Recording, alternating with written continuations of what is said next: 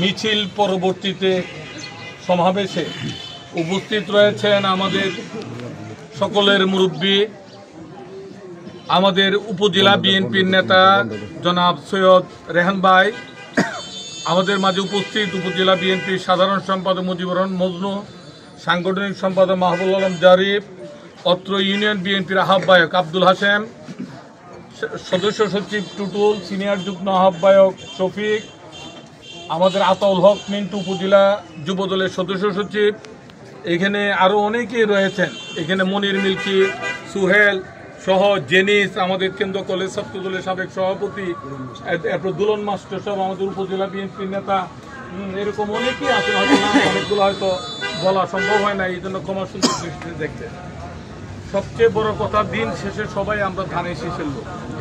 আমাদের মধ্যে প্রতিযোগিতা ছিল মনোনয়ন প্রাপ্তির লক্ষ্যে, কিন্তু আমরা কেউ কারো প্রতিপক্ষ ছিলাম না, যার কারণে আজকের এখানে অনেকেই আমাদের মনির মিল্কি, সুহেল সহ অনেকেই আমরা যারা একত্রিত হয়েছি, এক একজনকে মনে প্রাণে হয়তো চিন্তা করতাম ধানের শীষের মনোনয়ন উনি পেলে ভালো হয়, কিন্তু দিন শেষে আমরা সকলেই একত্রিত এবং তারেক রহমান সাহেব ধানের শীষ যাকে মনোনয়ন দেবে আমরা সকলেই তার সঙ্গে থাকব।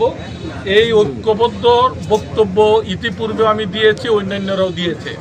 তারই আলোকে আমরা যারা মনোনয়ন প্রত্যাশী ছিলাম প্রত্যেকের সঙ্গে আমাদের আলাপ আলোচনা হচ্ছে, কথা হচ্ছে, প্রতিদিনই একজনের কাছে যাচ্ছি, কথা বলতেছি এবং সৌহার্দ্যপূর্ণ পরিবেশে আলোচনা হচ্ছে এবং আমরা দিন দিন ধানের শীষের পতাকা তোলে সকলেই আমরা ঐক্যবদ্ধ হচ্ছি। সেই জন্য আমি সকল নেতাকর্মীদেরকে ধন্যবাদ জানাচ্ছি।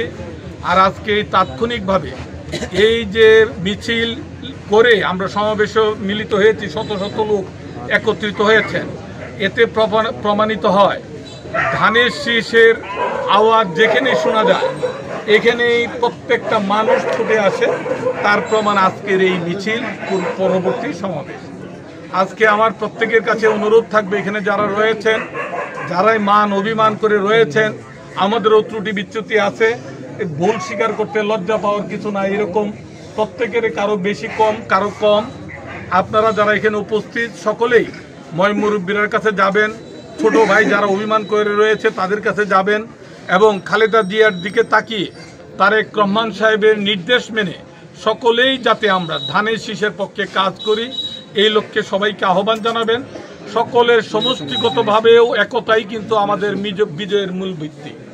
আপনি একটা পাঠশালা যদি আপনাকে দেন, একটা শিশু বাচ্চাও ভেঙে ফেলতে পারবে, আপনাকে বড় মানুষ যারা 4টা 5টা পাঠশালা দিল ভেঙে ফেলতে পারবে, কিন্তু একসঙ্গে 100 পাঠশালা যখন বেঁধে দিবে তখন কিন্তু আপনার পক্ষে ভাঙ্গা সম্ভব না, কোনো শত্রুর পক্ষে ভাঙ্গা সম্ভব না। সেই কারণে আমরা যদি সবাই একত্র থাকি এখানে কোনো কিছুই আমাদেরকে পরাজিত করবে না। ধানের শীষের বিজয় অবশ্যম্ভাবী হয়ে উঠবে যদি আমাদের একতাটা ঠিক থাকে। সেই একতার লক্ষ্যে প্রত্যেকে কাজ করে যাবেন এবং ফেব্রুয়ারি মাসের প্রথম সপ্তাহে যে নির্বাচন হবে সকলে ঐক্যবদ্ধভাবে ধানের শীষকে বিজয়ী করবেন। পরবর্তীতে এই বাজারে আবার পরবর্তী সময়ে ধানের শীষের বিজয় মিছিল যাতে আমরা করতে পারি এই প্রত্যাশা আপনাদের কাছে ব্যক্ত করছি।